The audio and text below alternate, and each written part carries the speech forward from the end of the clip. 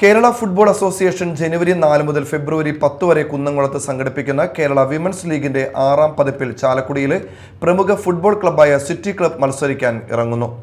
ചാലക്കുടിയിൽ നിന്നും ആദ്യമായിട്ടാണ് ഒരു ക്ലബ്ബ് കേരളത്തിലെ 1ാം ഡിവിഷൻ ഫുട്ബോൾ ലീഗിൽ മത്സരിക്കുന്നത്. മത്സരത്തിനുള്ള സിറ്റി ക്ലബ്ബിന്റെ വനിതാ ടീം ഡിസംബർ 20 മുതൽ SH കോളേജ് ഗ്രൗണ്ടിൽ പരിശീലനം ആരംഭിച്ചു. ടീമിലെ പകുതി താരങ്ങൾ SH കോളേജിലെ വിദ്യാർത്ഥിനികളാണ്. പെൺകുട്ടികൾക്കുള്ള താമസ സൗകര്യവും അടിസ്ഥാന സൗകര്യങ്ങളും SH കോളേജ് നൽകി വരുന്നു.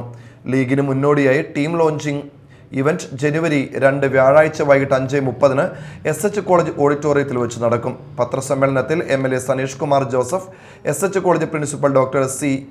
ഐറിൻ, മുനിസിപ്പൽ പ്രതിപക്ഷ നേതാവ് C. Suresh, city club secretary CV Francis, ISV football academy coordinator Ajith Tomy, PP Paul, Radhakrishnan, college കായിക വിഭാഗം മേധാവി ഡോക്ടർ ജസ്മി ജോസ്, പരിശീലകരായ രാഹുൽ VN, ജോസ് റാഫേൽ എന്നിവർ സംസാരിച്ചു.